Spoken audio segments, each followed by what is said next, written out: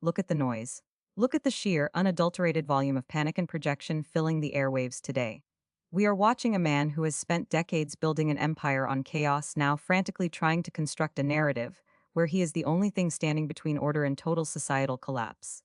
And it's not just him, it's everyone in his orbit, amplifying the same fear, the same urgency, the same desperate need to control the narrative before anyone else can touch it. But let's step back from the shouting for a second and look at what is actually happening on the ground, because the timing here is not accidental. It is suffocating. Let's start with the legal theater, because he couldn't resist starting there. He posted this morning declaring that the failing New York Times has failed again in their attempt to drop his defamation lawsuit. He calls it a victory. He says the judge called for an updated complaint, which will lay out, in extreme detail, all the ways the Times acted with actual malice. He's framing this as accountability. But look at the language.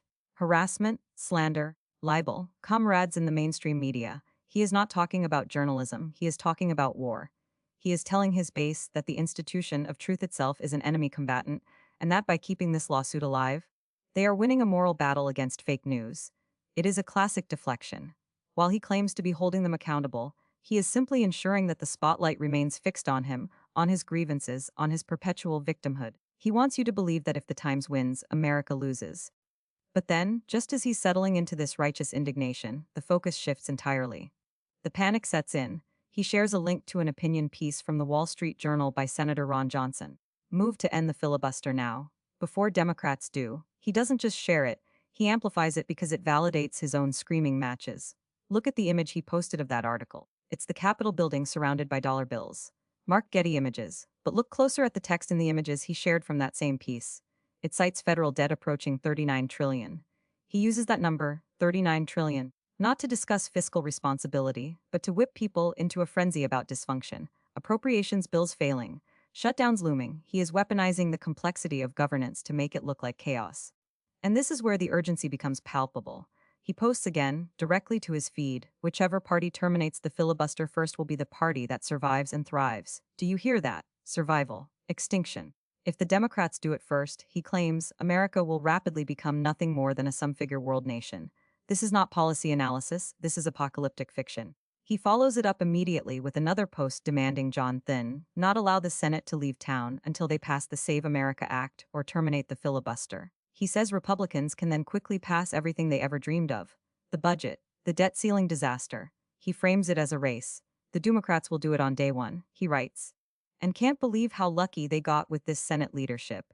He is inventing a threat that doesn't exist to justify an authoritarian power grab. He wants to nuke the rules because he fears losing the power those rules protect. And look at what he shares to support this madness. He posts a Breitbart exclusive titled, President Donald Trump on Hard, Left Socialist Turn of Democrats. The headline itself is a lie concept of giveaway everything ends up in squalor, crime, and death.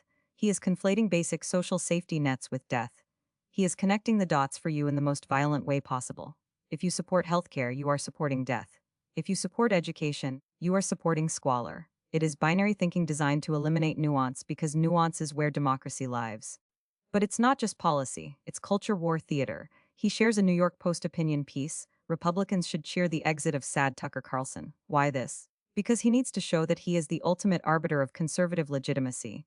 If you are out, you are sad. If you are in, you are patriotic. He reposts images from his allies celebrating America's 250th birthday and thanking him for being our president. He shares a post from Mike Lee listing words vertically. Nuke the friggin' filibuster already, best birthday present for America. It is childish, it is dangerous, and it is synchronized. He even digs up old grievances. He shares a post from Sir Wayne Allen Root about Tucker Carlson, calling him a conservative patriot hero who committed career suicide. He is rewriting history in real time. He is cleaning house while simultaneously claiming to be the victim of a witch hunt. It is a masterclass in cognitive dissonance. And he throws in this image from Glenn Beck about Mary Ann MacLeod, tracing his lineage to show that he is the product of American meritocracy. Would grow up to reshape the New York skyline. He is building his mythos while the country burns. And then, the markets.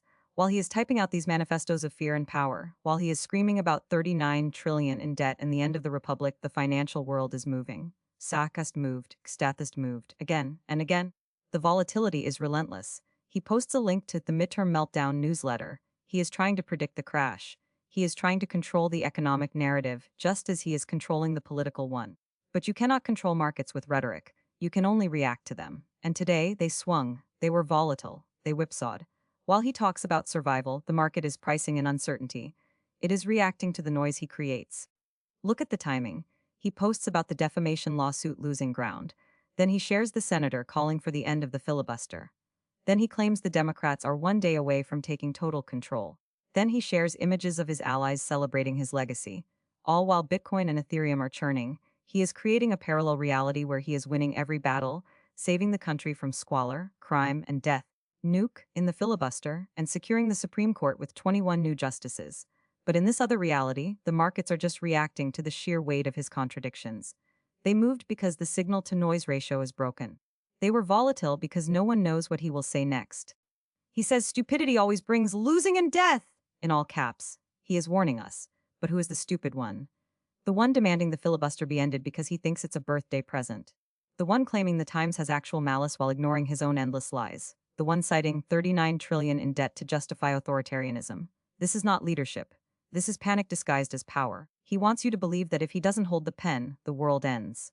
But look at the markets. Look at the timing. The world keeps moving, regardless of his screaming. It swings. It reacts. It does not care about his Save America Act. It cares about stability. And right now, there is none. He shares a post from Victor Davis Hanson about immigrant voices, trying to tie it all together into this grand narrative of American decline under the Democrats. He is connecting every thread: the legal loss, the Senate rules, the debt, the cultural shift. He wants you to see the pattern. But the pattern is just noise. It is a scream in an empty room while the markets do their own thing. Chipkust moved, Stethist moved. The truth is not in his posts. The truth is in the silence between the notifications. And in that silence, we are left to wonder how much longer he can keep this up before the reality he is denying finally catches up to him. He is running out of time, he knows it. That's why he is typing so fast. That's the show. We're on Spotify and YouTube. If this earned it, like, subscribe, tell a friend. And housekeeping: the machine that writes this gets tuned constantly for cleaner news. The numbers are real, the jokes are not.